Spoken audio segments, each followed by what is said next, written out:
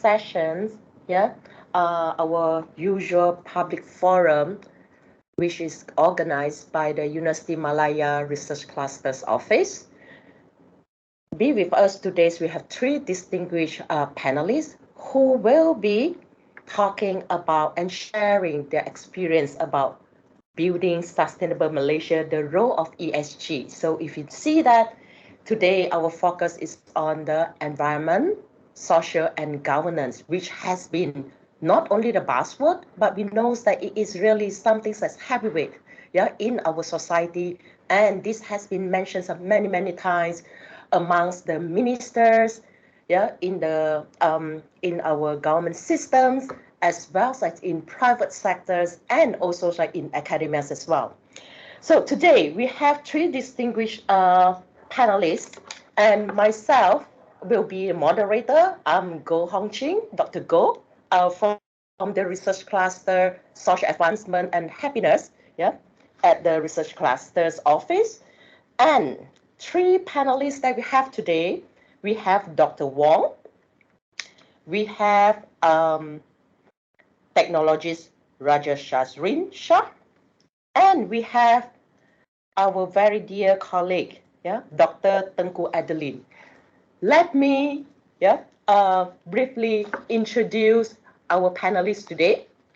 First, we have Dr. Wong Jihao, as mentioned just now. So Dr. Wong, he's a career banker and have worked 32 years in various financial institutions in the area of wholesale banking, consumer banking, operations and information technology. And he started his career in RHB Bank, progressed to Standard Chartered Bank, and subsequently, Dr. Wong joined Maybank, where he was posted to Hong Kong for international assignment, to cover the Greater China, Indochina, and also Philippines. Wow, international experience, and this is really, very valuable to have Dr. Wong today. And he also held key management positions in this bank, includes the chairmanships and directorships in industrial representations, namely the BAFTA in New York, ABA in Singapore, HKA CEF in Hong Kong, as well as ICC in Malaysia. Apart from that, Dr. Wang is also active in university and was an adjunct professor at Multimedia University, University Technology Petronas, and also a member of the elite program in University Malaya. His last posting was with Taylor's University as director and associate professor of the business school. And he is also a mentor for Asia representing Southern Cross University.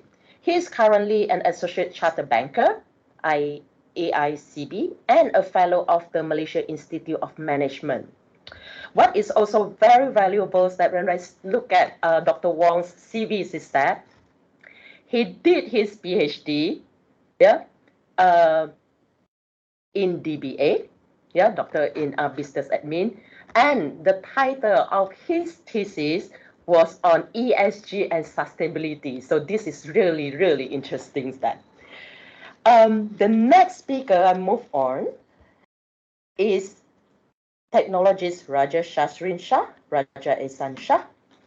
Technologist Rajashasrin, or our colleagues as well, that we work closely in our previous project, very, very approachable and also knowledgeable consultant, He's highly experienced professional sustainability consultant with a proven record, of success in ESG and GHG related fields.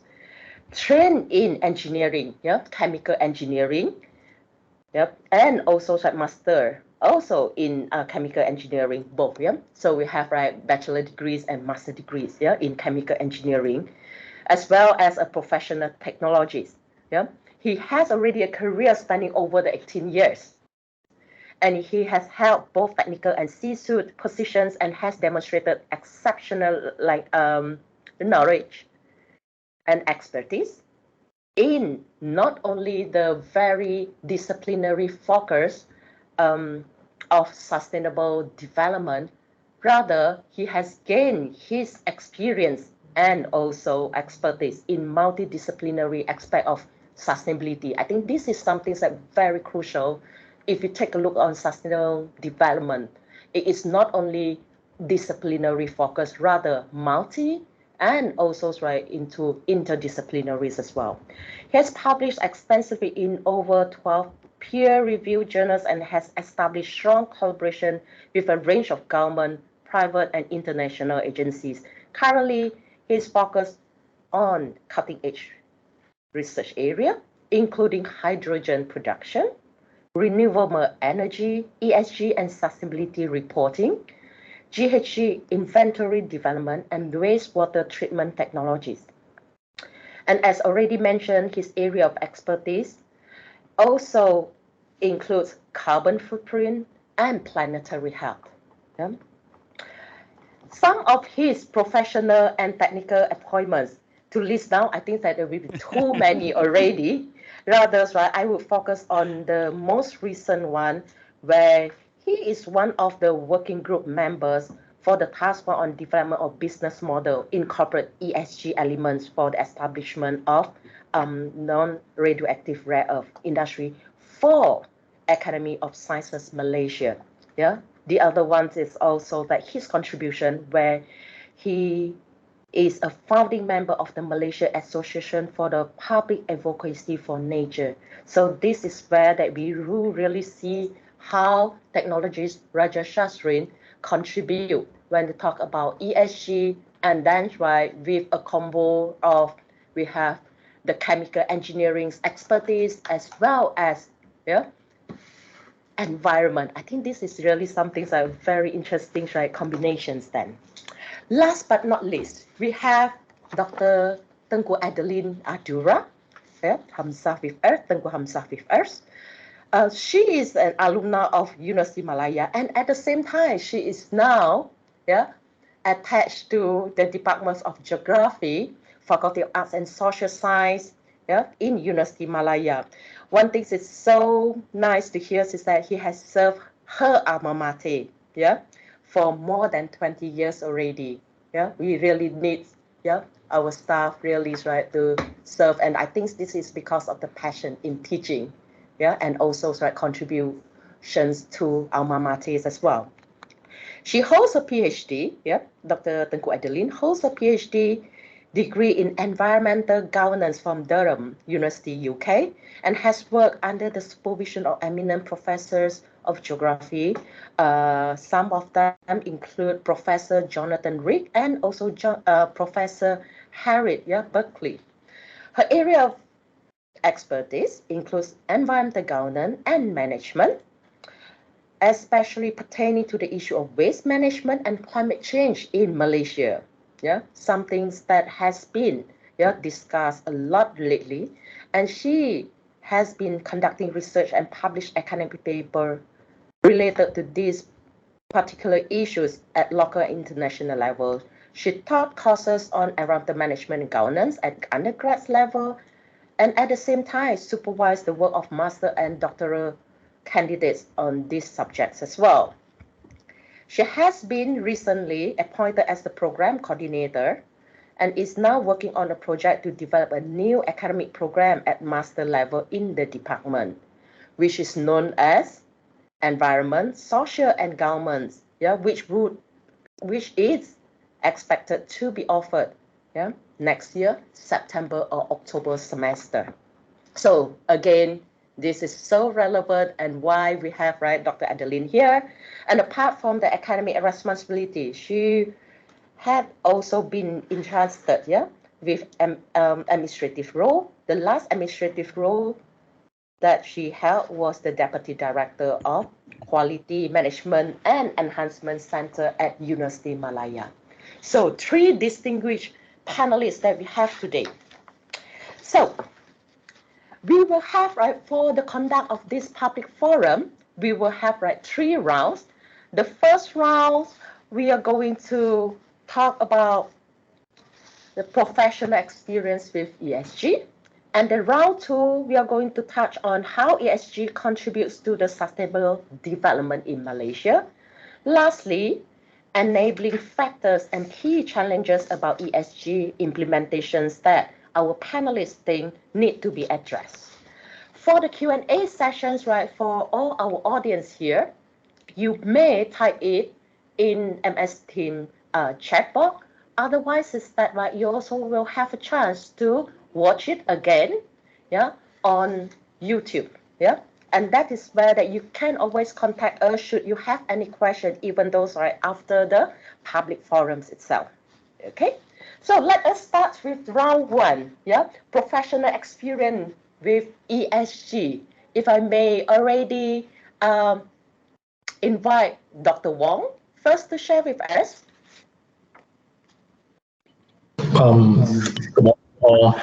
Thank you, Dr. Goh. Pleased to meet you, Raja Aslin. Really a pleasure to meet you, Tengku Dr. Adeline. And boys and girls and rest of participants, good morning all. Well, I just want to show you a little, share with you a little bit of my experience. In the early 90s, where I was working in banks, there's no such element of sustainability. Nobody really looks at it from an angle of sustainability to see whether are we protecting the earth. So sustainability then was sustainability in business. So a couple of questions that comes to mind then was, is your business doing very well? Are your margins good? Are your profits showing in the right column in your P&L that your investors and the analysts would like to see? If you happen to be a listed company. So it was business, business, and business. So that was the era. And during those times, I remember reading an article which management have shown me talking about the triple P, or rather the triple bottom line. So the triple P was then mooted in the early 90s, talking about, hey, if you happen to be a corporate, it's not just about profits in one of the P, but you have to take note of people and also planet. But nevertheless, the other two elements had somehow or other been forgotten. So if you look at the business, then was the fact that they were chasing for profit. So profits went up. As in any economic cycle, it balloons up and then the bubble bursts in 97, 98. That's where you get your financial crisis. Now, it is not just Malaysia itself, but it was in the US, it was in the UK. So it was a world problem, all right? So the economy crashed and it started to recover again in the as close to the millennium. So when millennium comes in, people tend to get a little bit more serious of sustainability. It's not just about sustainability in the business context, but in sustainability in the world context, it's about protecting the people and also about protecting the planet as well. So you've asked me, the earlier days of sustainability has to be CSR, corporate social responsibility. It's about giving things back to the society. We make money from the society, we give back to society. However, from this aspect, you notice that it's a barrage of activities that you see from the corporates. They are usually non-aligned, independently driven by the board of each company, all right? And also it is individualistic per se. So it depends on the chairman of the company or who likes to do what to contribute back to society. So again, non-program type, non-aligned type as well. I'll give you a couple of examples. In one of the banks I worked in, they run marathons across the whole world, and they believe that marathons is one way to promote the people culture and also to promote the element of exercise. But along the way, they help to help the society, especially from the blind society, as well as fighting HIV. So there was one of those CSR. So the huh? Hi. Oh, so can you hear me? Yes. So it's about helping the society in one way or another. And when it comes down to other banks, they look at it from a different angle about helping the rural communities. It's about pushing education across, especially from the local bank's perspective. We were going into the area of M40 and B40, helping them with education, financial literacy. So those were the days. So if you did ask about experience, the early experience was CSR, corporate social responsibility, which entails the fact that it covers into the social part of ESG today. So in ESG, the S in the middle is actually CSR. So the elements of E and elements of G are relatively new to the corporate environment. That's it. If I can, I just want to show one slide. I don't know whether I'm permitted to. I'll try this. Please do. Let me see whether can I share.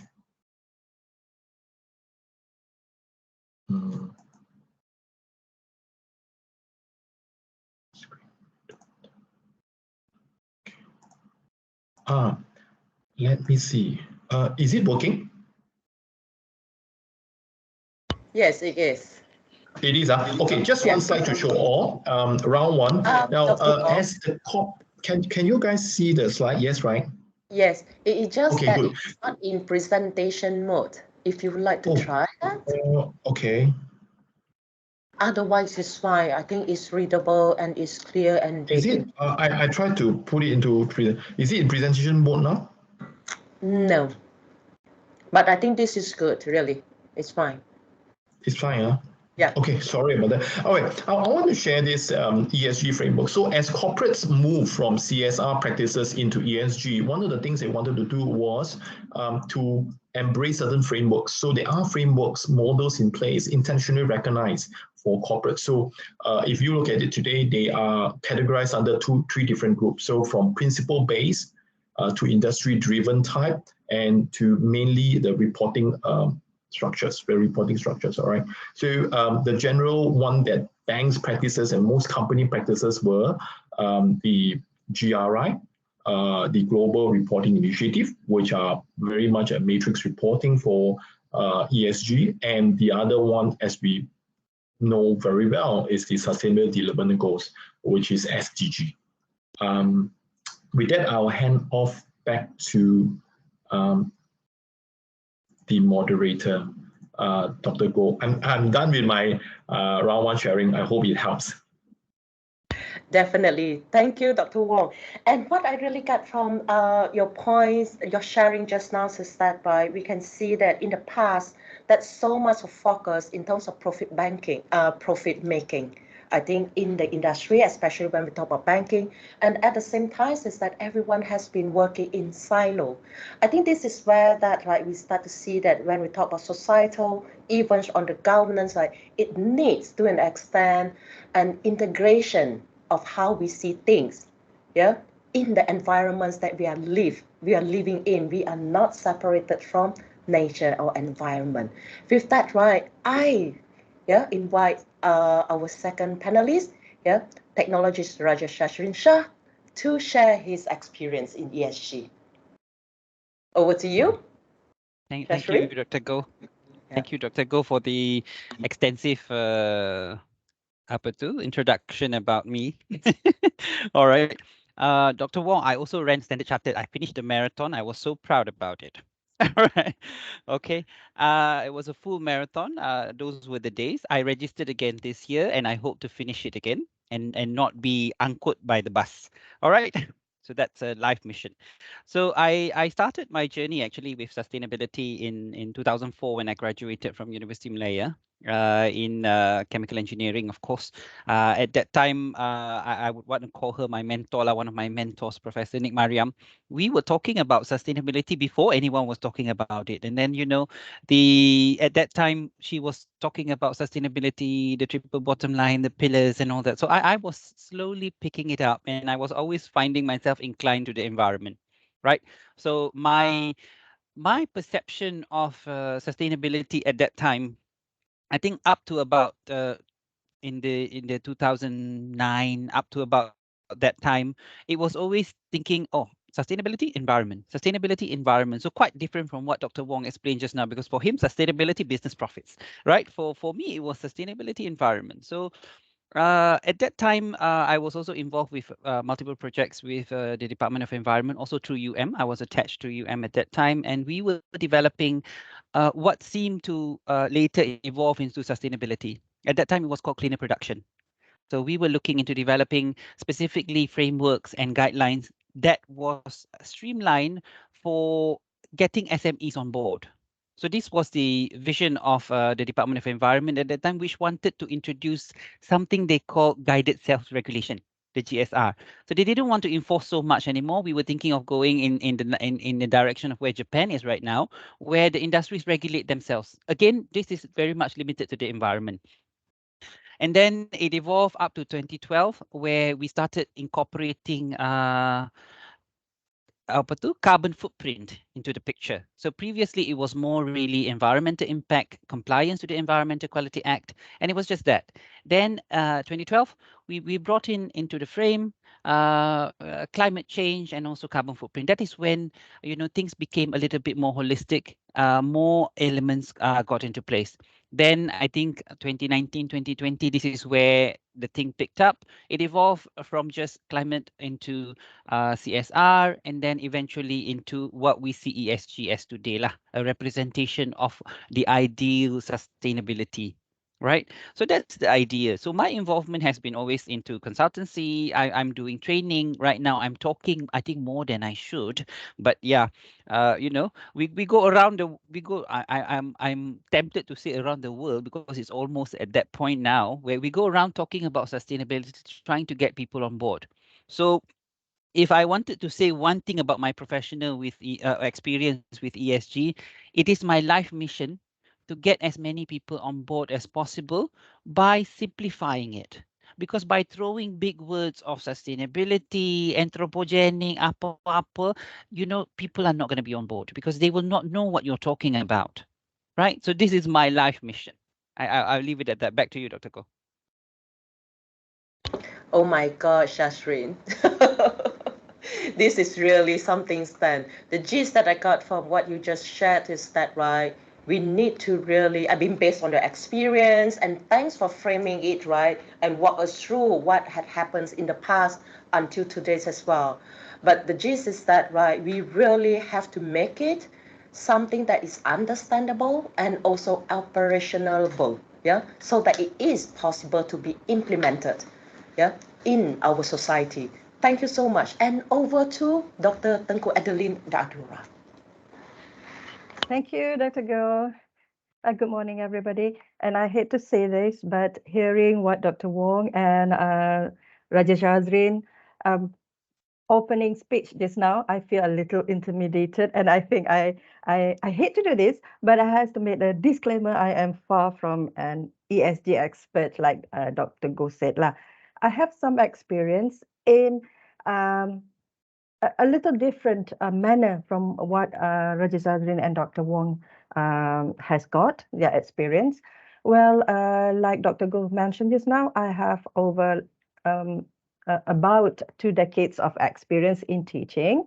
Well, like any other academician, we wear different hats at the same time. So in relation to ESG, perhaps I've been doing the teaching, research, and also consulting a bit, but the research is more straightforward. You know, we conduct research, or I have conducted research related to environmental sustainability, perhaps I did governance of natural resources, governance of waste, particularly electronic and electrical waste. I also do some research on carbon trading and things like that. So, but to say that I have knowledge or experience in ESG as we labeled it, maybe not so much, but I have experience, like I said just now. But what I think I want to share with you, which will be more interesting, is my experience in teaching, maybe. Yeah, like Dr. Wong, perception of sustainability before this is more towards the economic profit. And Dr. Rajesh Azrin mentioned that his interpretation of sustainability has always been environmental sustainability. Perhaps from my angle, it is more on the social well-being and social stability. It's more on the S aspect of the ESG. While my experience in teaching, undergraduate studies at let me experience let me share my experience at the department. Yeah, at the Department of Geography, we offered 2 undergraduate programs. One is undergrad bachelor in geography, another one is bachelor in environmental studies.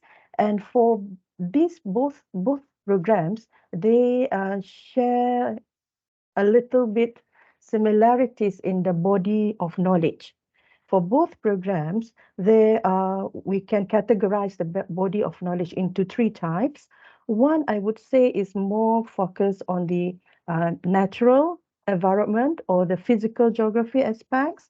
That would be studies on ecology, ecosystem, on meteorology, climatology, hydrology, geomorphology, and all those things. Okay.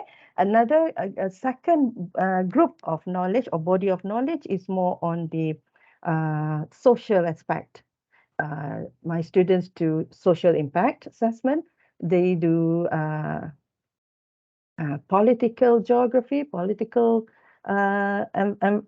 politics, ethics, law, and all those which incline more on the social aspect. And the third one is the technical part, GIS, remote sensing, statistics, to make more sense, yeah, of the physical and also the social aspect of the body of knowledge in geography and environmental studies.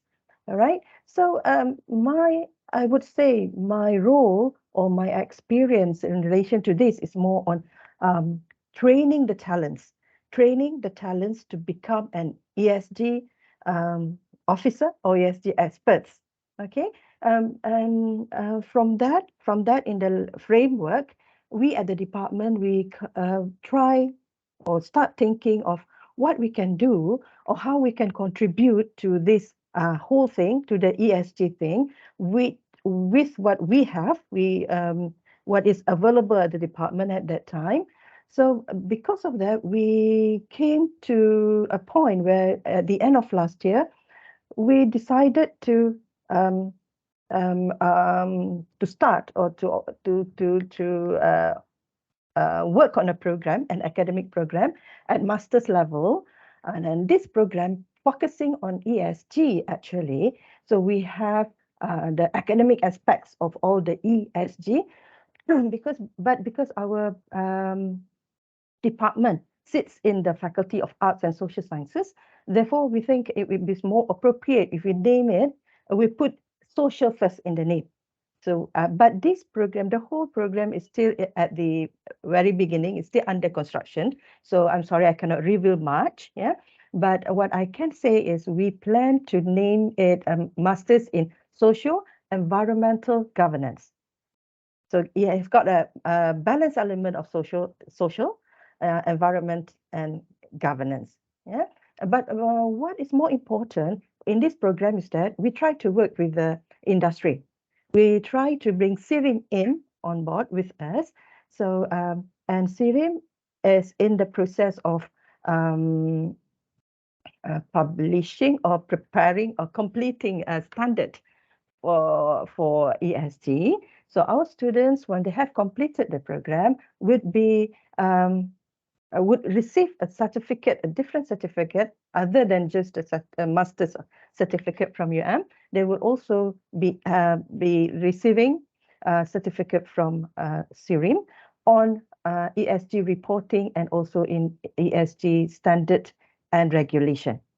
All right. So I think what I can say is that I can summarize my experience in ESG is actually I'm involved in training the talents to become future experts of ESG. That's all, Dr. Ko. Thank you so much, Dr. Tengku Adeline, for highlighting that the role of academia. I think sometimes it's that right, and also in the past, for instance, we always see, university as the ivory tower, and sometimes it becomes so unreachable. And this is where that I see this program, which will be offered already next year, fall, September, October 2024, will try to link, yeah, academia and industry. And what I really like is also, right, the focus on trainings of talents, which is much needed, right, in Malaysia at the moment. It started, right, with the internationals, what you call commitment on SDGs, and then when it trickled down to Malaysia, yeah, and we start thinking that, right, how actually ESG can contribute, yeah, when we talk about SDG, which has been committed by the government. And this is actually, right, the questions that I have for our round two.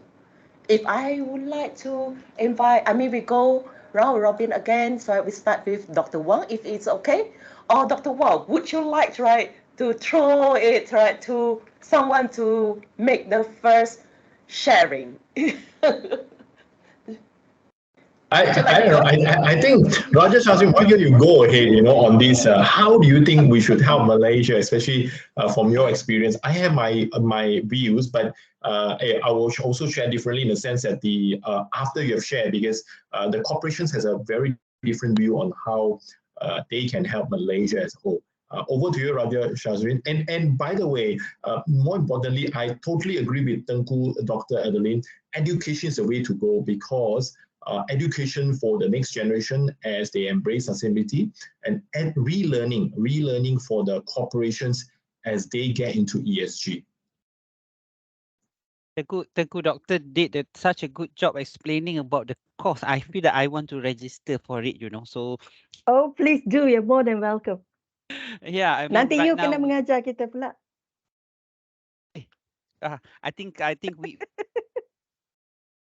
right now I'm going around training, talking about the ESG and all that, and we've never brought it into a formal learning environment where you've got certificates and papers coming at the end of it. So I think that's something a little bit different from what I'm doing, and I always like to learn new. Feel that this is an opportunity, and issues for how to get people on board with ESG, and particularly how to achieve the sustainability. You're actually doing it as part of your job. Now, Dr. Go, I promised that there was no slides, but I thought that as I'm listening to everyone's conversation, I thought I wanted to address something first, and in relation to the second topic. So if I may share my slide, it's just one slide. Of course you can. Come. Okay, all right. So I think this is not alien to you as well. You've seen it, but one of the my screen is visible, right? Okay. Yes. Okay, so one of the things that I think is my goal as well is to get people to understand sustainability. And now we have ESG, we have CSR, we have SDG. What the is everyone talking about, right? If I censor myself, So I found that this model is helpful to explain the entire relationship of sustainability and the other acronyms in a very simple way. So sustainability is where we want to be, is where we want the world to be, to achieve, the planetary health, to achieve net zero and all that. So sustainability is what you want to be. And SDGs is actually a map, right? It's actually a map for you to achieve sustainability. So that's why it's called Sustainable Development Goals. So that's the ultimate goal that you want to achieve, so that in unison, you will achieve sustainability, right? And then CSR is the activities that you do in order to achieve or in order to go through the Sustainable Development Goals, to achieve these little goals. So if sustainability is the war that you want to achieve, right? So that is actually back towards society and the environment of the holistic approach of what CSR is. Not just about going to the poor, addressing the need of the needful people. It's also about taking care of the environment. Because if you look at the SDG cake, you have to settle the environment first before it will trickle upwards to help the people. When you take care of the environment, then automatically the people surrounding it will have a better economy, will have better access to food and things like that. And the businesses, this is the key of it. The orange box is what drives CSR. It's what fuels CSR, because you need money for everything, right? You need resources. So the businesses is where, and the businesses is being pushed by two things. All right. On the bottom side, consumers, community, and society is pushing the business through the demand of socially and environmentally responsible activities, right? So the business have to portray themselves to behave in that way, right? To be responsible, to be clean, to not be polluting, and that has somehow driving, that somehow is driving businesses to have a better activity, a cleaner activity, and things like that. So that's under consumption behavior. I think that's the driver. And finally, when we look at the other stakeholder, the investors and government, so this is where ESG come in. ESG is a framework to make sure businesses behave, basically. So it's a rule book where, you know, this is where you showcase your good deeds. You know, in religion, we always say when we do good deeds, we don't talk about it, right? So that we are seen as orang yang ikhlas lah, right? The sincerity. But no, not in business. Nowadays, you do something, you show off. You show off the data, you show off what you achieve, and you show off where you're going with that. So ESG is all about that. It's about showing off your good deeds in a manner that everyone will be able to understand, in a manner that everyone will be able to measure, in a manner that everyone, all the stakeholders, will be able to map your efforts towards achieving the bigger goal, the sustainable development goals, the sustainability, the net zero, everything. So that's what it is, and I thought that that's quite an important thing that everyone needs to understand and everyone needs to look at before we can actually understand the question: how ESG contribute to sustainable development in Malaysia. This is how, if it's a proper analogy to say, how exercise will ensure that you live longer and a healthy life. You know, so ESG is that, as I mentioned early on, it is a framework, a preventive framework for you to live a more healthy life, right? It's not prescriptive in a sense that it's not a medicine. It's more of a supplement or a vitamin that you take for the planet, and it's becoming more and more driven by everybody, because now when one person holds the stick, which is the government, when through regulations and through rules, it's not going to work anymore. You're going to get the people on board by the drivers just now, because the global community demands that everyone behaves in a certain way, the new norm. So I think that's how it will contribute, not just in Malaysia, but globally. Back to you, Dr. Wong.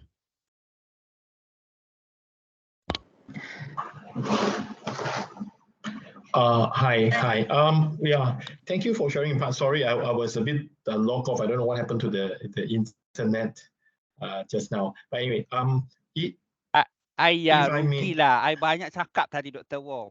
No problem. I think it's good. I like the sharing, especially from the fact that you know what, when we talk about the corporates must align with the institution, the learning institution, at the same time with the I would say the NGO, NPO and NGO, to make sure that these objectives now are aligned and they can actually move in tandem. Why do we say so? Is because addressing round two question is, how do we then help the government? How do we then help the government? So if I may check, see my screenshot. Let me see. I don't know. Oh yeah, I think can. Okay, would you be able to see my slide? Can? Yes. Yes, now is it better now? At least on PDF mode. This is much better, definitely. Perfect. Okay. All right. So if I may, I just want to jump into the part that the evolution to the ESG. A couple of things. Just a quick follow-up on the triple bottom line comprising people, planet, and profit. This was coined 1993, specific date, a specific year. And John Elkington has written this in the HBR, Harvard Business Review, as of 2018, regarding triple bottom line that's been actually conceived then in the UK. So after the financial crisis, what happened is the corporates now scramble to make sure that we balance all the triple P properly. And then over time, he has evolved into this ESG. So primarily is driven by a couple of societies, couple of organizations, you might say, or the likes of United Nations. So it started off with the Equator Principles, focusing on climate, the temperature that we live in, as it's grown up quite a fair bit. And we notice that in the earlier days, our buses does not have air conditioning. During my school days, it's very different from now today. So the temperature has gone up. The Paris Agreement stemmed further in 2015 to say, look, we really need to reduce. It's not about maintaining the temperature in this country or across the world. We really need to reduce. So there was a target of 1.5 degrees Celsius and 2 degrees Celsius. Now, mind you, 1.5 and 2 degrees Celsius is actually, you may see it as a very small element, or rather a small measurement. From what I understand, it does a lot to the planet and the environment that we live in as well. Then furthermore, what happened was in 2016, the United Nations now launched the Sustainable Development Goals, something that we really know most of you are aware of, SDG, in 2016. And in 2016, various governments today, they get into these SDGs, say, look, I want to embrace SDG, and there are targets set as well. So the target is set for 2030 for all the countries. So various countries have their own targets. So in November 2019, I got invited into the inaugural launch of the SDG for Malaysia government, and it was done by the previous Prime Minister. There were 3 Prime Ministers who subsequently launched this SDG.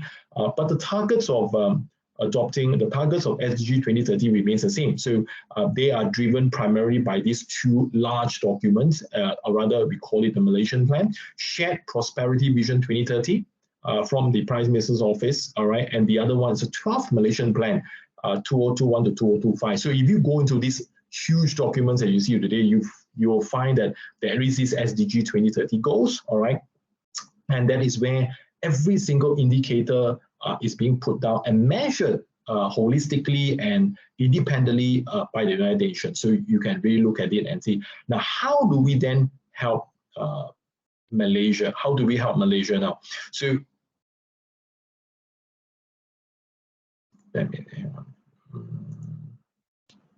how do we help Malaysia now? If you look at Malaysia, so if Papa, Mama, the big country, they have a SDG 2030 targets today, all right? And there are indicators saying that, look, this is the indicators that they're looking for. Why not look at them and understand it? So if I look at it today, if I look at the dashboard, there are dashboards available today. I'll key in the dashboards into the link where you can access it separately. So Sustainable Development Goals Dashboard Malaysia, within Southeast Asia context, the SDG index rank now is 72 out of 163. I do not know whether 172 or 163 will be appropriate, but they need to move further. So SDG score index 70.4 and spillover score is 79.2. So the 17 SDG today has their own traffic lights, if you may. So it's green, amber, as well as red, all right? There's yellow as well.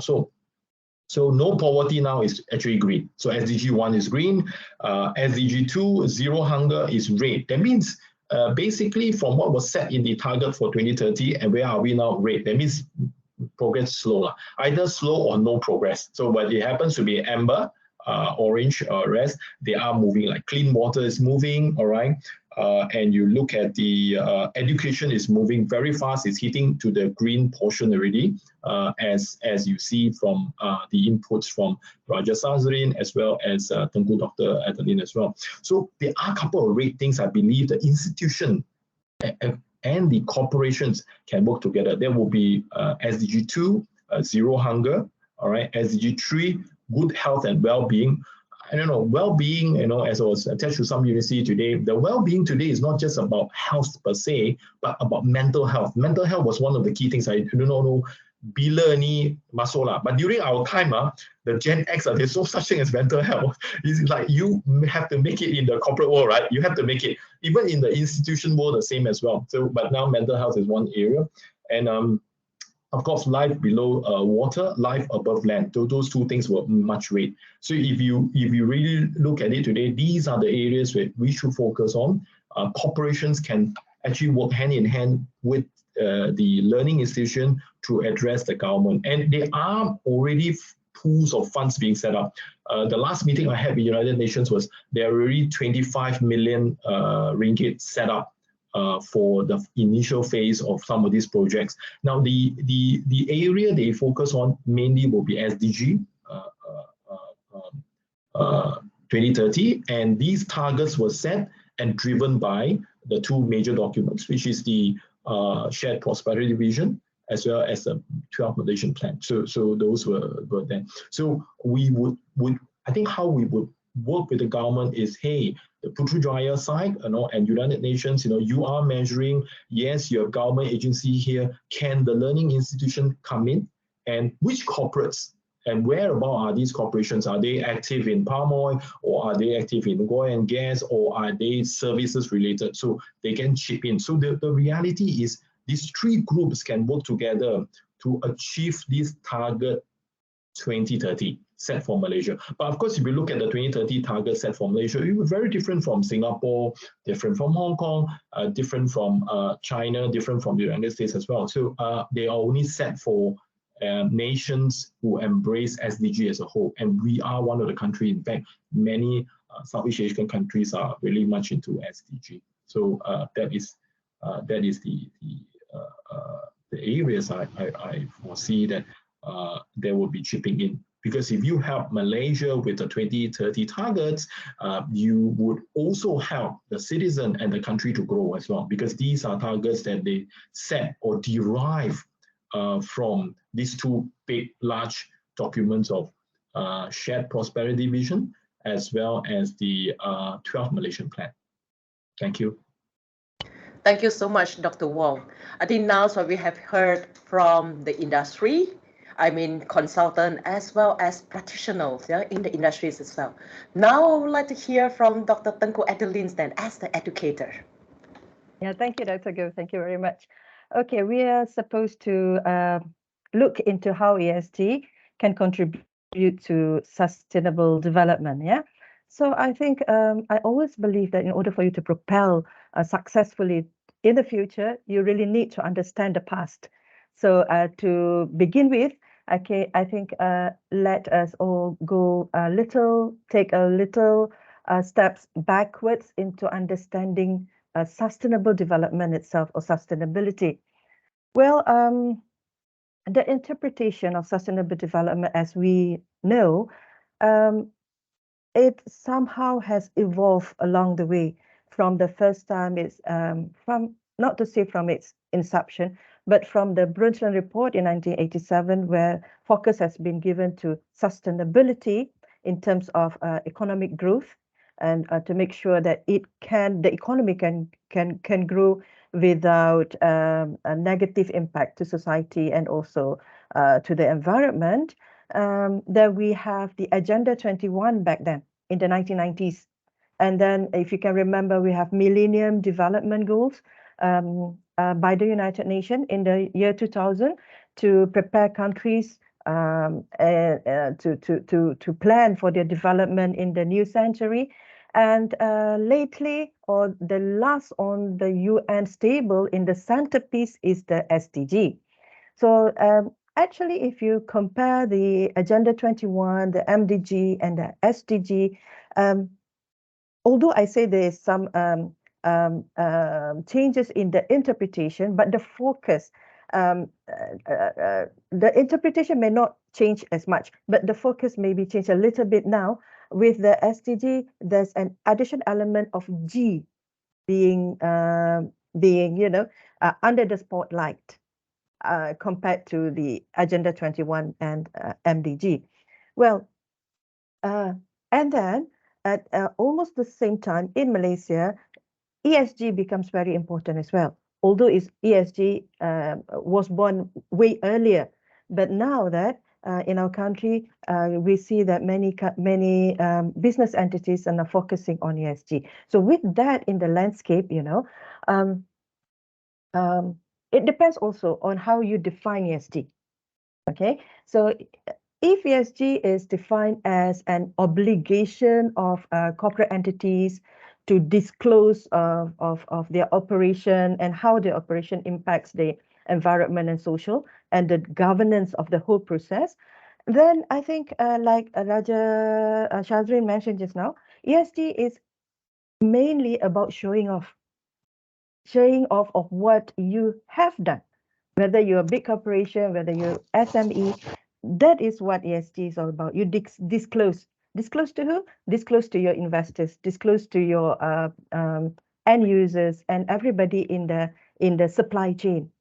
Okay, so to be regarded as a responsible company, to be a good company, the business entity will try to disclose as much as possible of the good deeds they've done, right? And when this happens, it will give the idea, or it will inform the investor to make a right decision, all right? And for this to happen, it's not mainly the role of the private sector sahaja.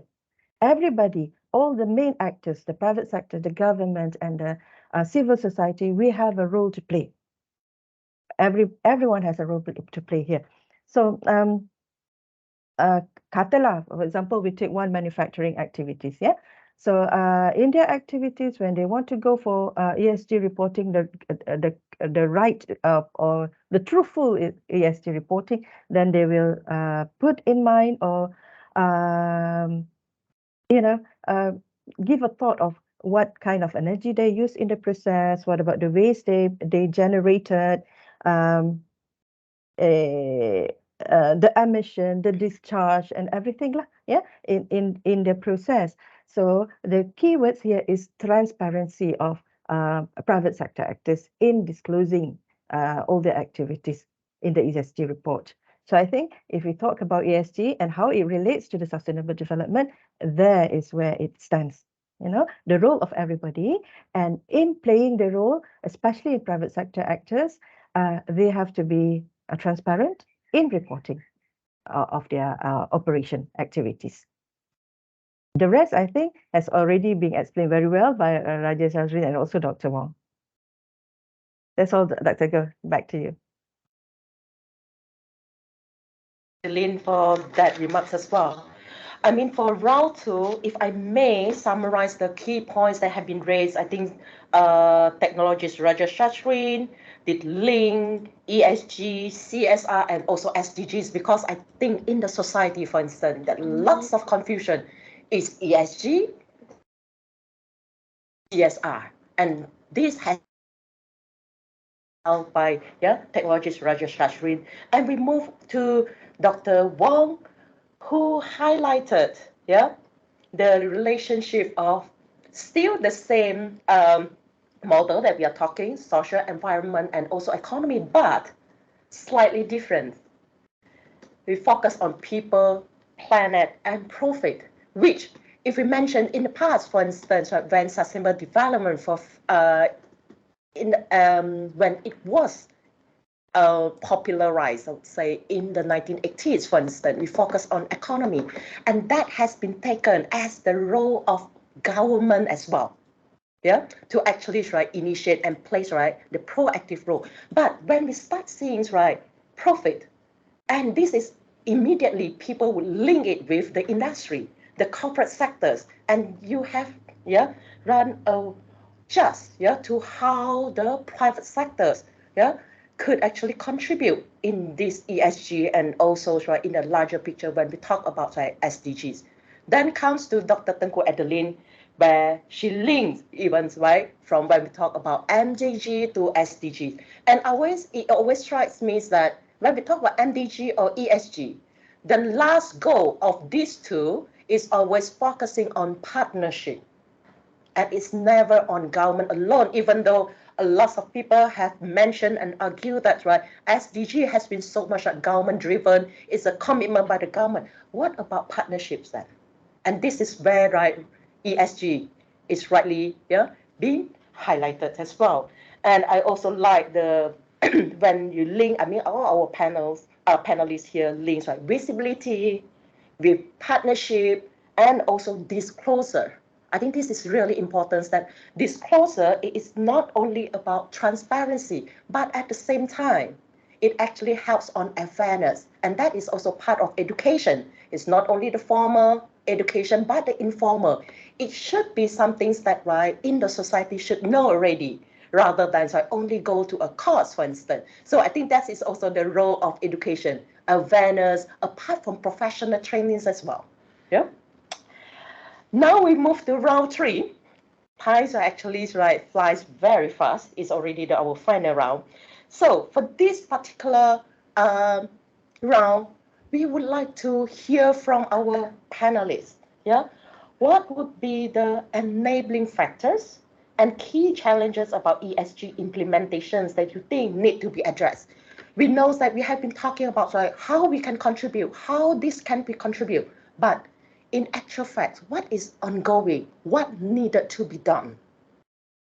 Would Dr. Tengku Adeline would like to go first to lead this round? Thank you, Dr. Go. Thank you so much. Okay, our final round. How enabling factors, is it? Yeah. Right. I think to start off, before we deal into looking into the factors that we need to propel this thing, we really need to, always would like to get the definition right first.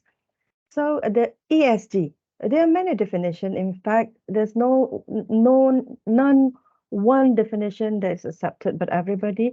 But I think from where I'm going to speak is, from my perspective, ESG is about how and why and what is being disclosed, or simply put, it's like an obligation by corporations, yeah, to disclose how their operations impact the environment, social, and the governance.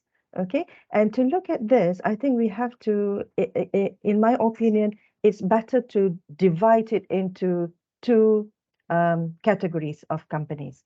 One is large corporations, because the enabling factors is different than the SME, the small and medium enterprises. Okay, for the large corporations, I think ESG is not alien to them, at least at the moment.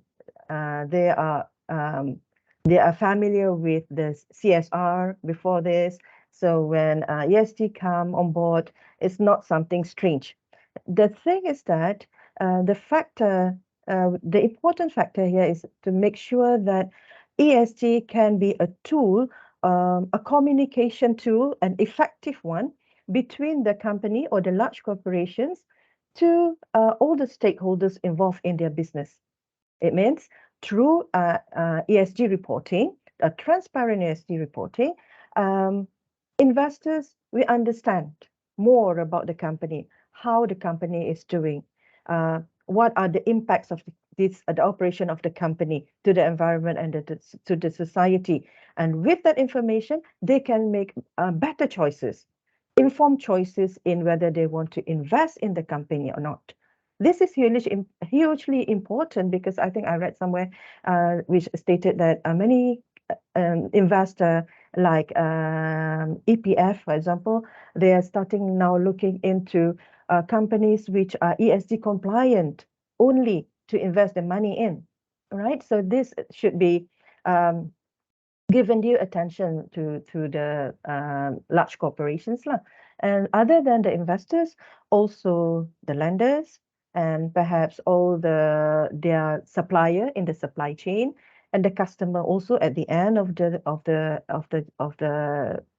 process will also need to know of how the company is performing. Yeah. So the key factors here, I would say, is transparency, in ESG being a good communication tool between the corporation and the other stakeholders. And the key challenge towards achieving this goal is actually having a standardized what they call guidelines. If there is a standardized guideline available, it will help both parties. It will help the large corporation on preparing the report, on what to report and how to report what, apa semua lah, all the parameters is standardized, so that it would also help the investors. When the investors compare the reports, then they tahu, okay, with these parameters, then how well company A is doing, how well company B is doing, then I can decide in which company I want to invest my money in. So I think that is about the large corporation. But with the small and medium enterprises, there's SME. Keadaan mungkin a little bit berbeza sedikit berbeza ya. Because SME, they might not have they might not have that much knowledge lah, okay, compared to the large corporations. And maybe because they want to play the wait and see thing first, okay, they might also feel intimidated with the whole thing. This all of a sudden, the big corporations talking about ESG, the government are also asking them to do ESG perhaps report, but they don't know where to start, what this is all about. Then here is our perhaps government role. Hugely, I think this is government role to help the SME, to help in terms of giving them some awareness, give them more training to understand, and also with ESG, cost is involved as well. All right. Perhaps what the government can start off with, helping the SME in terms of financial, maybe give some tax deduction, something like that, yeah, to help them get the ball rolling first. But whether they like it or not, I think many SME in Malaysia, they have to do it already. Maksudnya they have to get themselves serious with ESG, because many countries in the world, in the USA, in Canada, and many countries in the Europe now, they are already making pledges, or I'm not very sure whether whether they want to put it in their regulation or not, but they are very serious into saying that any companies that operate in their country must make sure that all companies in the value chain are all ESG compliant. So if our company, locally operated company, want to stay in the international business, they have to make sure that they are ready with this game, right? So they have to start being very serious into ESG reporting, I think. Yeah, different play field, different level, but different role, but they are you cannot say one is more important than another. Like the SME, individually, maybe they don't have much impact, but cumulatively, yeah, I think they will have a huge impact. So they would also need attention from all of us. I think that's all for me, Dr. Go. Thank you. Thank you so much, Dr. Tengku Adeline, for rightly pointed out the challenges, which at the same time, that also indicates, right, the enablers that need to be in place as well, focusing on one about communication, and secondly is about, right, the formulation of standardized guidelines. I think this is really important. When we talk about ESG, it's always about quantitative as well, but at the same time, the quality of the reporting. And this is where that standardized and consistency in terms of the guidelines, right, would be really important. And last but not least, of course, we are not talking about only the large corporations in terms of its application and relevance, but we are talking about the value chain itself, which in April, MIDA, Malaysia Investment Development Authority, have rightly addressed that issues as well, that right, we really have to look at our small and medium-sized enterprises when we talk about the application of ESG. This is definitely in line then.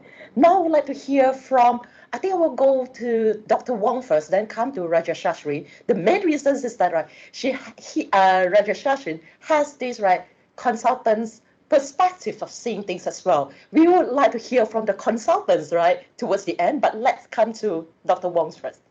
Here we go. Dr. Wong. All right. Thank you, Dr. Go.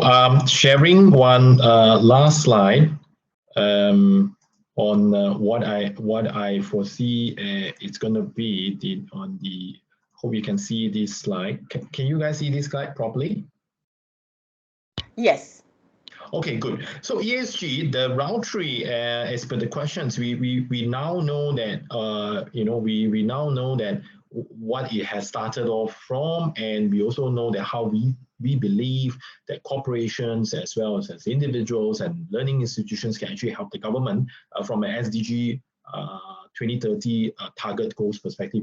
Now, on the ESG specific area of focus, what do we think we should be doing? I think taking the cue from Dr. Adeline, it's about reporting. Reporting is key. When you report like an annual report, it becomes an essential element to tell people that you are ESG compliant. The other part is, of course, relearning and education. So these are the two areas which I believe that we should focus on. So if you look at the part on the left-hand side of my screen here, standardization and structure is one of the ways to go.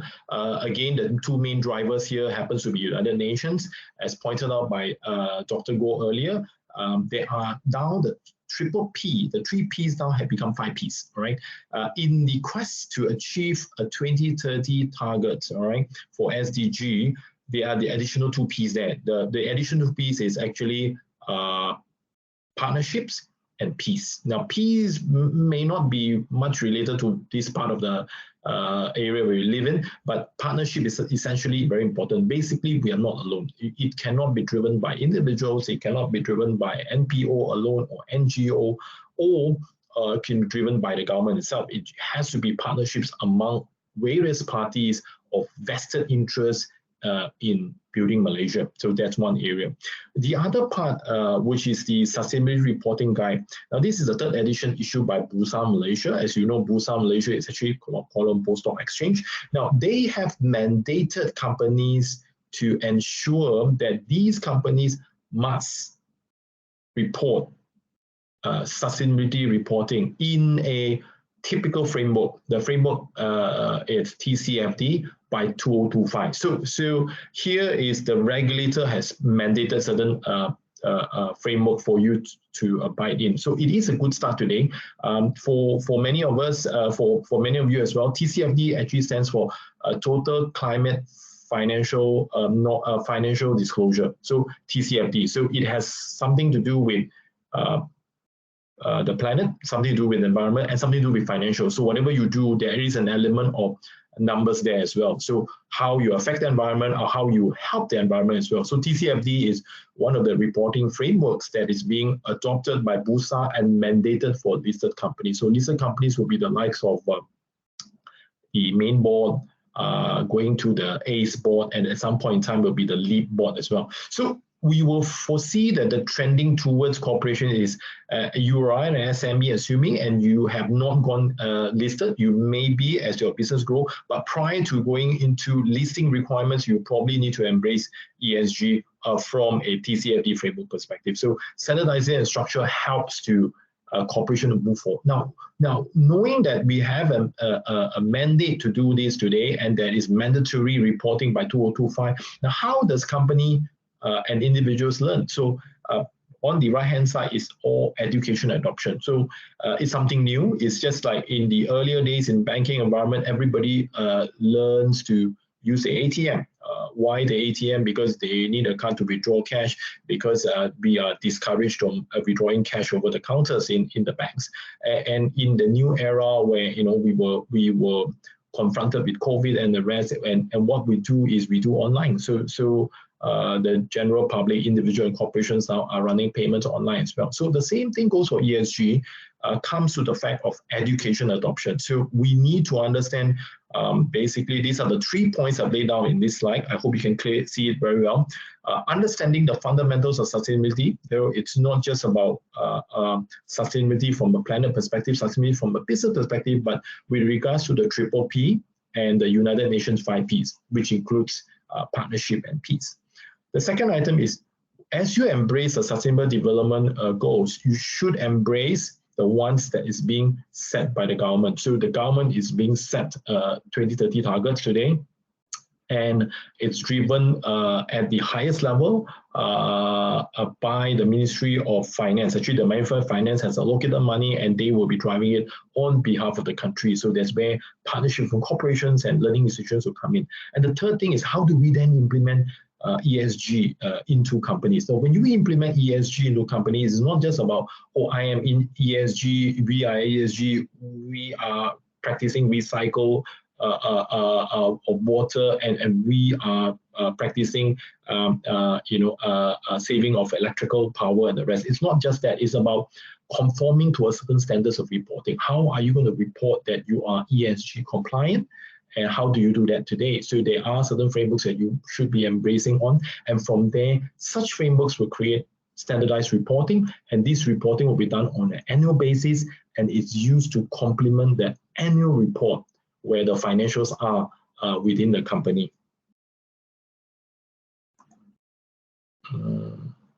So back to the part it is structure, the reporting structure, and the other part is actually education. So you know what to do. We know what to do. It's just that when you go to the universities and when you were in the education sector, when you're in a company, we know what to do, but how to do it, right? So how to do it. So there must be some framework that you should embrace. Hey guys, this is the policy you have to embrace. It goes all the way up to the board of directors and the chairman, and say, look, we have to do it now because listed companies, the big Taiko has to do it. But if we do it today, we can also help the government, because the government now is into 2030 target goals. Again, now how do we do it? Well, there are various ways to do it. Go to learning institutions. I believe the university, especially the large local universities, the key ones, play a very active, a key role in doing this. And of course, you can always go to the consultants as well. Well, the consultants can charge you. They will charge you, that's for sure. All right, they'll charge you, but they will ensure that you embrace the right education, well, with a little bit of money, of course, and then the right reporting. Yeah. So I will hand this off to Rajesh Azrin. You can speak from a consulting perspective. Basically, it really helps these companies from SMEs all the way. And I'm very sure that in my earlier engagement with the Big Four, the likes of KPMG, PwC, they are really into it. But of course, you know how typically companies work. They work from the top down. So we are talking about the billion-dollar companies as it comes down. But what do we do with the rest of the companies? Because a majority of Malaysian companies are essentially SME. I think close to about 85 to 90%. Thank you.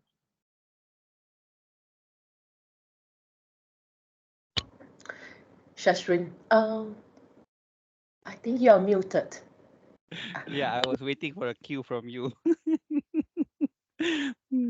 Okay, so I think we've got questions coming in from the participants, right? We do have a proper Q&A session later, right?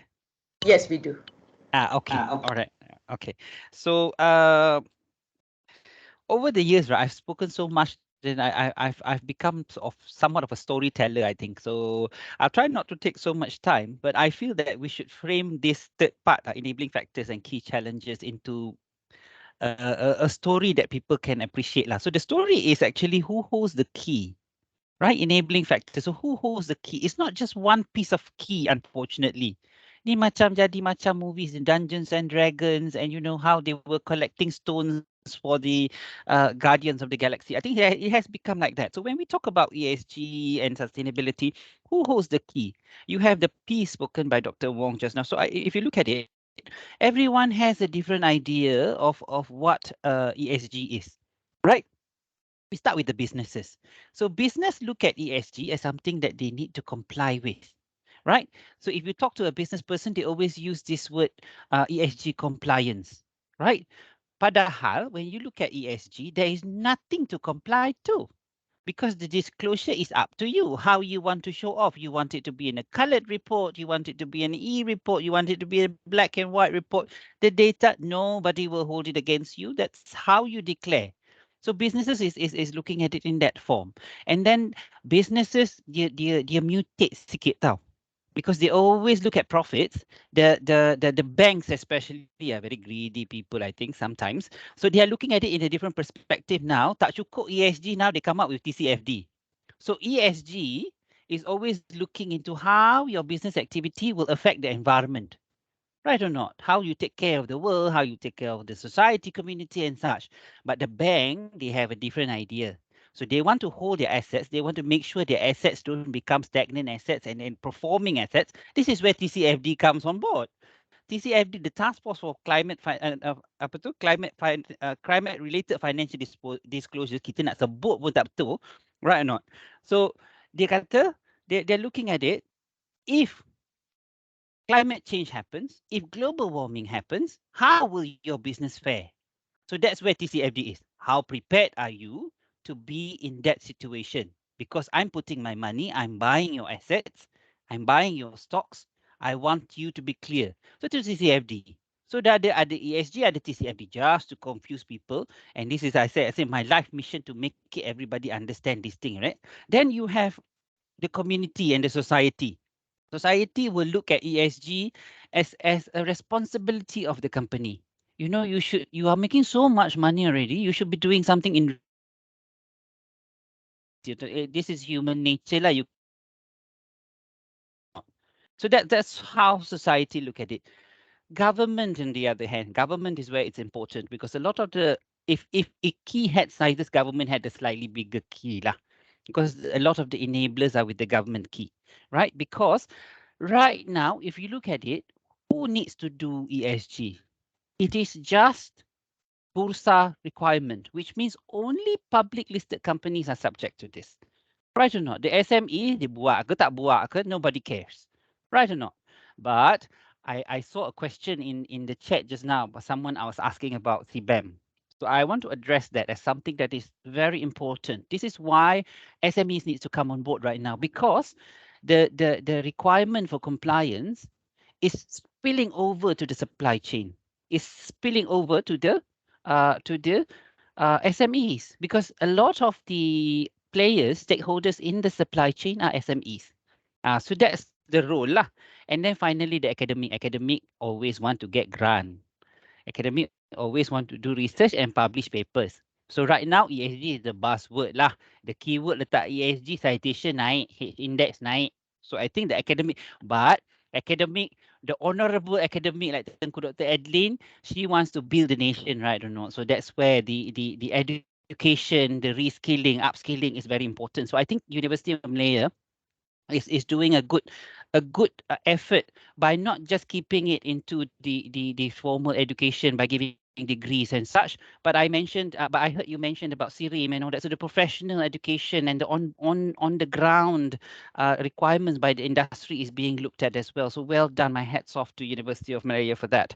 So just to answer now the big answer is everyone has a key, right or not? Everyone has a stone, blue color, green color, whatever not. But if I were the stone, I want to be the apa tu, Benedict Cumberbatch punya stone, the sorcerer's stone, right? So that one is nice. So okay, to get people on board, the enablers, So because of this confusion, everyone has their own perception, everyone has their own needs towards ESG.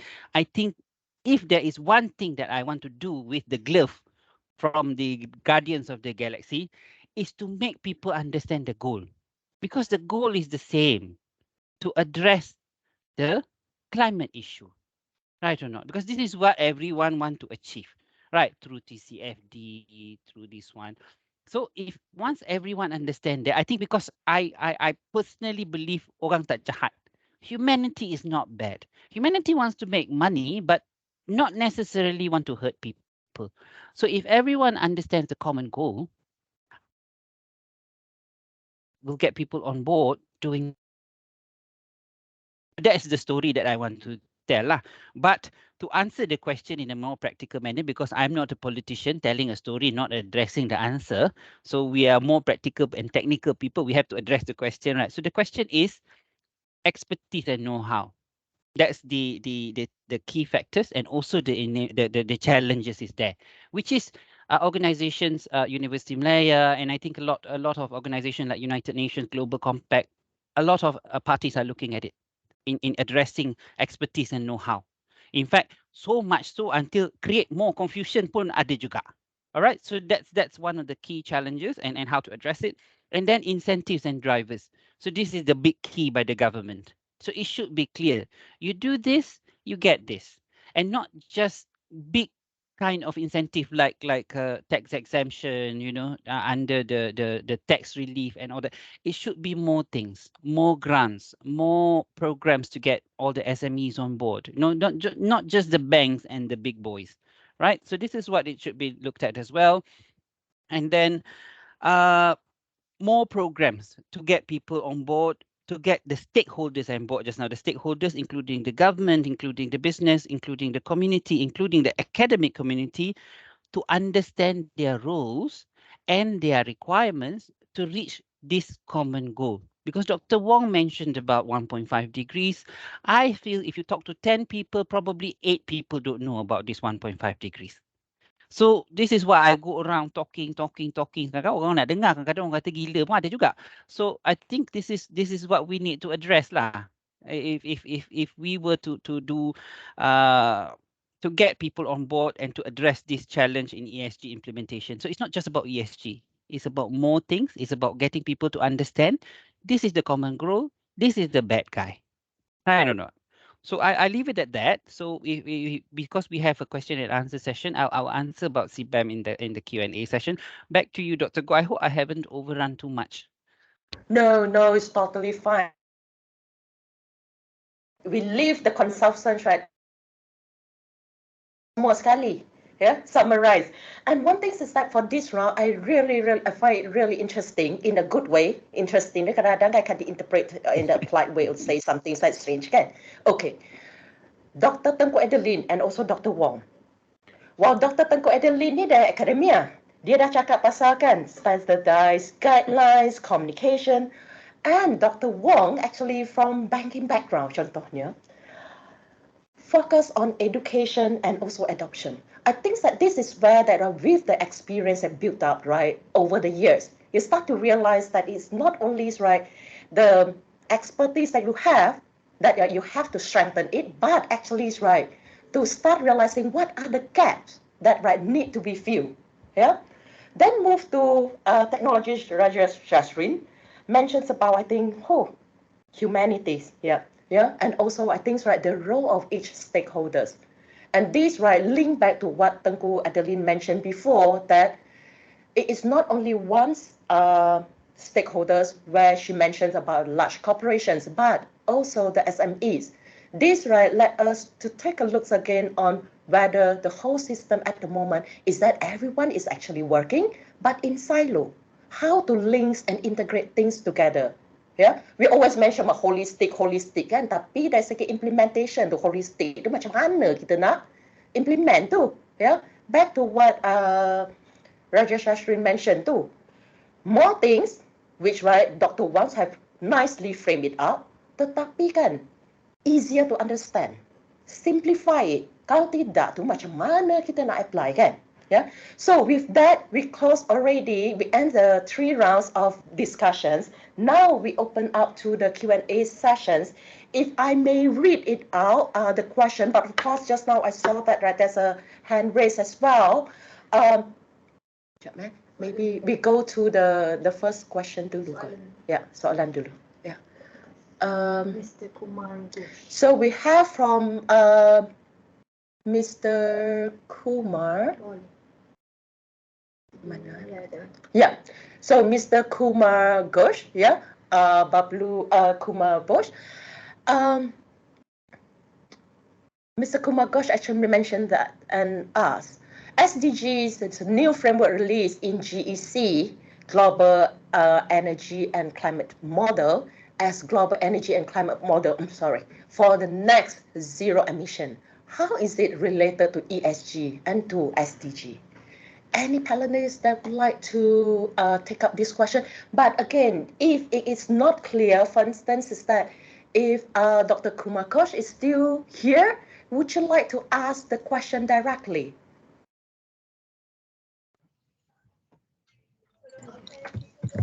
How to Yes, I'm here. Yeah. encourage? I'm here. Okay. Yes, would you like to ask the question directly to the panelists? It means that it is long issue that the Sustainable Development Goal, first it was Millennium Development Goal, then the issue of United Nations Framework Convention for Climate Change and the IEA, International Energy Regulation Committee. They decided that it, time to time they've had it. IPCC also six report already released in 2022, and at the same time the GC model also released in 2022. That has different aspect of the Sustainable Development Goal in the concept of the developing economics and developed economics. In that sense, I don't know Malaysia what aspect they are thinking about that, because the SDG, the main issues, the climate change actually considered as a renewable energy technologies for electricity. In that perspective, you are talking about the companies issue, but how about the government issue that relating to the transformation of electricity from non-renewable to renewable? Do you have any statistics or data relating to that? I'm not talking about the company. Company is different issue. I'm talking about the government, that commitment to the UN. You know that 2030 and 2050, how they will mitigate the carbon emission to lessening the global temperature rise, maybe 1.5 to 2 degrees Celsius, something like that. Yeah. Thank you, Mr. Bablu Kumakesh. Just wondering, any of our panelists would like to take up this question first? I can probably start to address it a little bit. Yes, so, Mr. Ghosh, I think the government is always at a unique position, because they can do a lot of things, and at the same time they cannot do a lot of things, right? So, but we see a lot of actions, particularly in Malaysia. We are a little bit unique in the sense that the government owns Tenaga Nasional Berhad, which is the controlling entity for all our energy of Sabah and Sarawak, right? Sabah electricity is also a lot majorly owned by TNB as well. So how is it related? The government sets big goals, right? So we have big goals, and if you see agencies through the government in Malaysia, we do have documents like the GTMP, Green Technology Master Plan, which aligns the big goals. The incorporation of renewables in our energy mix, the reduction of emissions required from the generation and the management of waste, the incorporation of sustainability-related technologies into organizations and industries. All these are being addressed by the government through policies that are being introduced, either by putting up regulations for compliance, or policies that are put into place to provide incentives, to incentivize certain certain actions and mitigation and programs that will address the big issue. So it is not directly ESG and SDG put in those policies, but they have a common goal. So maybe if you want some, I don't have the data on top of my head. I do know if you're talking about renewable energy, the target is 40% by 2030. So, but the document that you should refer to is called the GTMP, the Green Technology Master Plan. And this is a document that is produced by the MGTC, Malaysia Green Tech Corporation, and the ministry now is called NREC. Okay, maybe the other panels can take up. Okay, thank you. Yeah. Anyone that would like to respond to the question? If I may also, I mean, from a corporation perspective, if you look at the environment today, just like in many, I would say, more developing countries, there is this parallel line that is running now. One is the SDG 2030 targets, the other one is actually 2015 net zero. So it's a very different thing altogether. I would say there are still some gap in understanding. You're trying to say how do they actually complement or marry each other. They seem to be running on the different paths, basically. Now, again, I agree with the Raja Sazin saying that the government, obviously the government being the big tyco, they will have ways to try to manage it. It's managed by different agencies running across on a parallel line. So at some point in time, I would say they would converge to a certain part. Now, with regards to corporations are really in a bit of a doldrums for some of them, the big agencies. And I also agree with Dr. Rajesh saying that the government should play a more important role to ensuring that certain committees and councils are set up to meet this, because they are running parallel for now. Okay, thank you. I think in the interest of time, it is now 11:30, which is supposed to be the end of the public forum. I would quickly read out that's one questions, and then I will allow, I think it's Mr. Abdul Razak that has raised his hand, to ask question.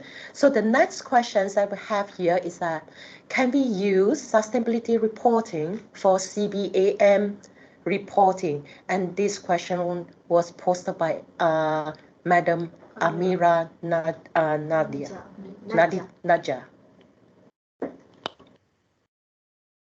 Can I take the question? Yeah, sure. Okay.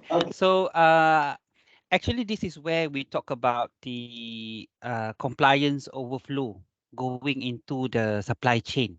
So the CBAM, the Carbon Border Adjustment Mechanism, is under one of the mechanisms, instruments that was put under the EU Green Deal, right? So this requires organizations that are importing into Europe for large emitters of carbon dioxide to declare their emissions for the products that are being imported in. So right now we're looking at oil and gas products. We're looking at the minerals, including metals, including aluminium and things like that. So the impact of CBAM is really big, because for now, each ton of carbon, you're talking about 90 euros being imposed as a tax.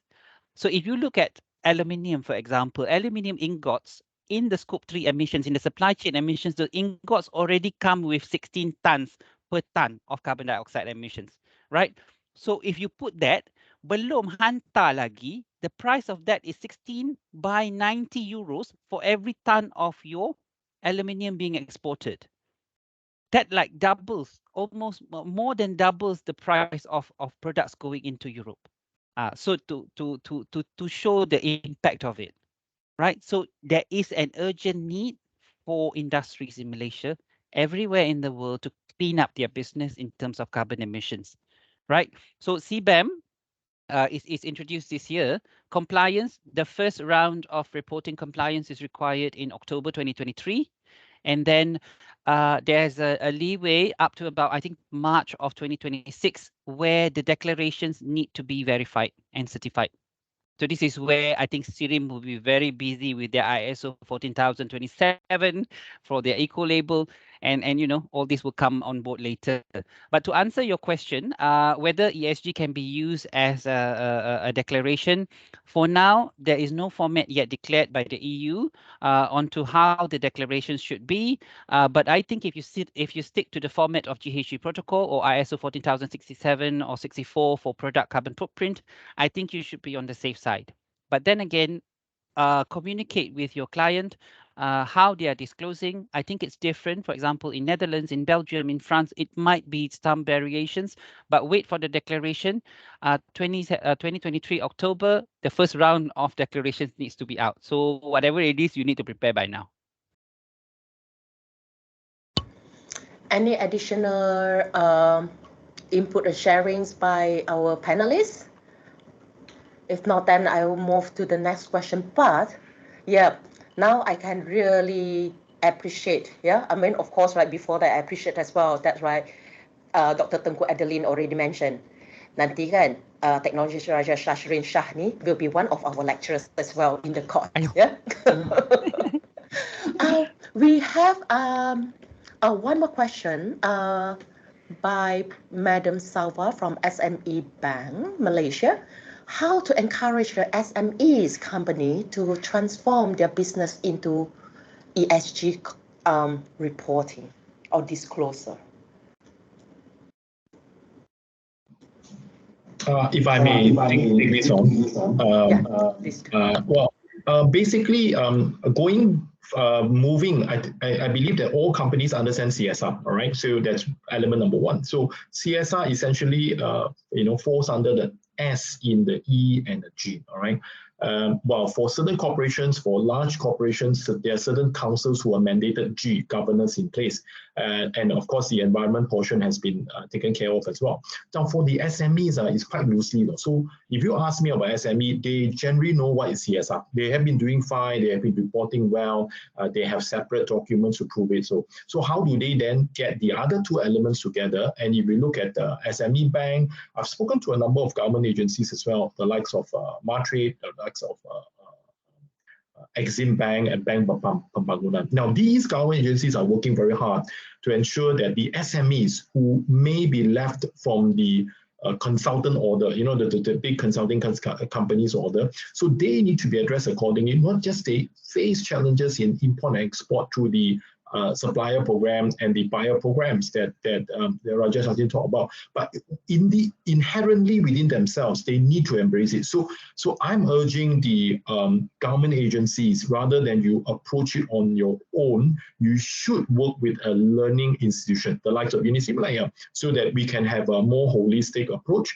And on the other end, you really have one of those the ministries like the economic planning unit, all right, economic planning unit and Matrade itself coming in, so that, hey, we are working towards it. Is it the right way to go? So approaching it alone, I would say it's not advisable, because you may get one context, and when you get into a learning perspective with the SME, you are barraged by various questions throughout the whole training session, let's say a 3-day training session, of which you won't get much out of it, because it will probably confuse you further, because every one of them has their own urgency about how do they comply and conform to ESG. So a learning institution is one key item, all right? The government agency is the other one, and of course the ministry. I would see more encouragement coming from, let's say, MOHE, together with the learning institutions, of course, the EPU. Then it gets work. It is like a triangle. We really need to work together on this one. Then all areas will be taken care of, at least from an initial stage. Thank you. Thank you so much. In the interest of time, again, as mentioned, that I will allow for the last question, and we have Mr. Abdul Al-Razak Al-Dali, raised his hand. Abdul Razak, would you like to read out your question? Yeah, thank you for my question, and thank you for the very useful talk. My question is about the politics. You know that politics is play a very important role in our daily life. Like when we say, for example, as Mr. Raja said, the goal is the climate change. And for example, if we consider Malaysia as oil and gas producer, there are a lot of considerations for the policymakers they have to take into consideration. Like, for one side, the well-being of the society, and the other side is their commitment to some of the international agreements they find regarding the environment, like the decarbonization and so on.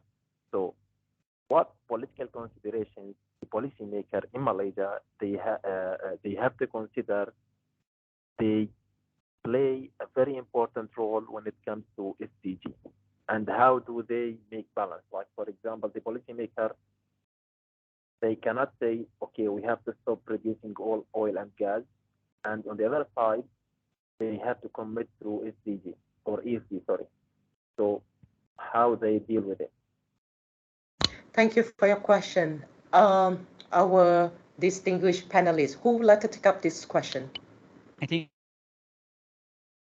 Tengku dengan Dr. Wong, sorry, banyak.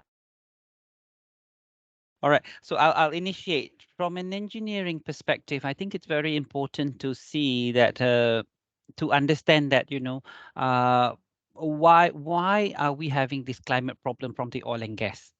Because we are using it for energy, and we cannot do without energy. This is a fact. We do need to light up our homes, and in Europe, they do need to heat up their homes. We do need to cook our food. We need to drive our car. So when we talk about policies and politics, I think if to answer your question simply, the politicians should put themselves in a more, I would like to quote unquote useful manner lah, to drive the. It can be politicized to push the example. Let's take the academicians and the researchers. This is a very important role that the researchers need to play, for example, to see how energy can be produced in a more clean manner. Because we cannot say you stop lighting up your house, you stop driving your car, right? So right now, people have half-baked solutions. Why I say half-baked solutions, right? The car, take for example. You cannot drive internal combustion engines. You drive electric cars. Nowadays, very nice electric cars, ranging from the your dream BYD cars from coming from China to the Volvo to the Jaguar. I saw full range from the entry level to the luxury cars you can find. Yesterday, I saw on LinkedIn, Audi has come up with a sports car. Porsche has come up with a sports car. So all these are electric. But the fact is, the electricity in Malaysia particularly still comes from natural gas, still comes from coal. Our fuel mix, half is from fossil fuels, and then the other half tu barulah campur. Not even half. I think more or less than half is coming from hydro and is coming from solar and other forms of renewable. So the politicians have this role to play to drive the agenda, to make policies that will force and you know, kalau if you're talking about horses, you whip the ass so that it runs faster. So you need to do that to the academicians and the scientists so that they produce ideas faster. How do we solve this problem? How do we produce hydrogen? How do we spearhead? How do we go fast into hydrogen economy? How do we do about without carbon economy? So all these things are, I think, hand in hand. It's a very simplistic answer. I agree. It's not just that linear problem, but that the same framework applies everywhere. Use of technology, push of technology, have policies that will promote the production of such technologies to solve the bigger problem. Okay, so that's my take on it lah. All right. Maybe the other panel can take up. If I may, I just do a quick, okay, right, regarding carbon pollution, all right, if you look at the net zero, now we are not, our country is not the biggest polluters of carbon, and you probably know that the biggest number one country and the other very large population country, they are by far the biggest polluters, so they tend to worry about. Now, from our perspective here, as exactly taking a cue from Raja Chazrin, we can't do without carbon, all right, coal. We can't because they help to run the machinery, the generator to produce electricity. In fact, within Malaysia itself, more than close to 80-90% of the electricity is actually coming from coal burning. I know it for sure. And how do they run it? They import a lot of coal, all right, and oil and gas as well, a lot of drilling platform. Now, every single of this activity is actually funded by the bank. So you won't see it from the fact that, oh, because Petronas is rich, they can do it, or Tenaga is telecom is one area. No, it's all done by the bank transaction. So if you curb all these activities and you notice that the top 3 banks fund all these activities, so if they stop it, what will happen is, first, we will have a problem on addressing the social needs, the keperluan harian of the individual, and of course, then what happened to the companies? They go down, and what happened to the banks? They go down as well, because it's a very big chunk. As I work in RHB and Maybank before, there are huge chunk of loans there. It's running on an ongoing basis, on a daily basis. So if you ask me, the best way to go is, totally agree with Roger Sachin, is the institution, the leading institution should come in. At the same time, they work with the number one contributor to this carbon, I would say the carbon pollution otherwise. It's not just a corporation, it's the banks. So if the institution comes in together with the funding institution, things can work out better. So that is one way to go, because you can't ask the bank to stop, neither can you ask a corporation to stop. So it's about learning together to see at what point can we move so that we can achieve a net zero. Net zero doesn't mean that the carbon pollution or the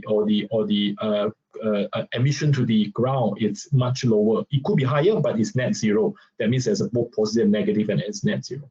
Thank you. Thank you so much.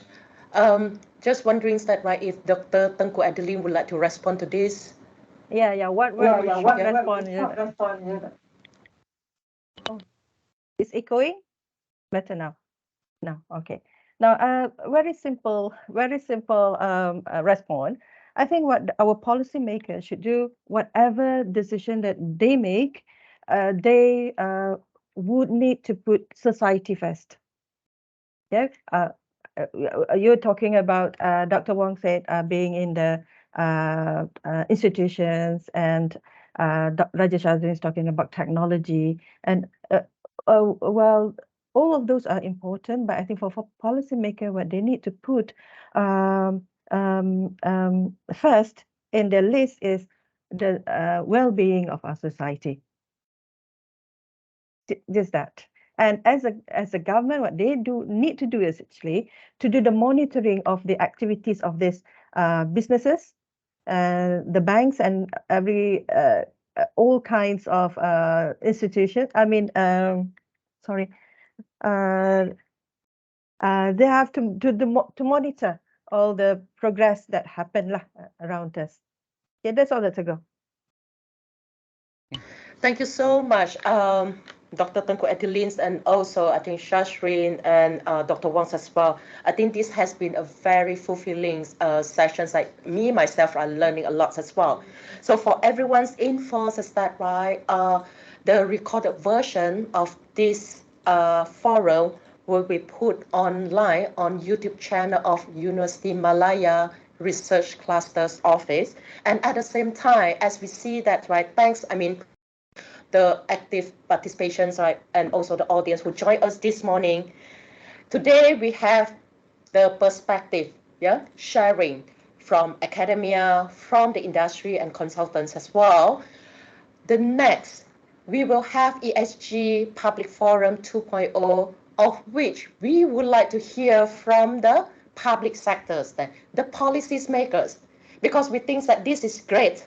Yeah, and also to get a feedback from the public factors as well, because normally we will say that public factors, right, come first, then we will give feedback. But see that, right, how this can change in a different way then, and to see what is already in place, what has been planned, and what would be the feedback, yeah, based on what we discussed today.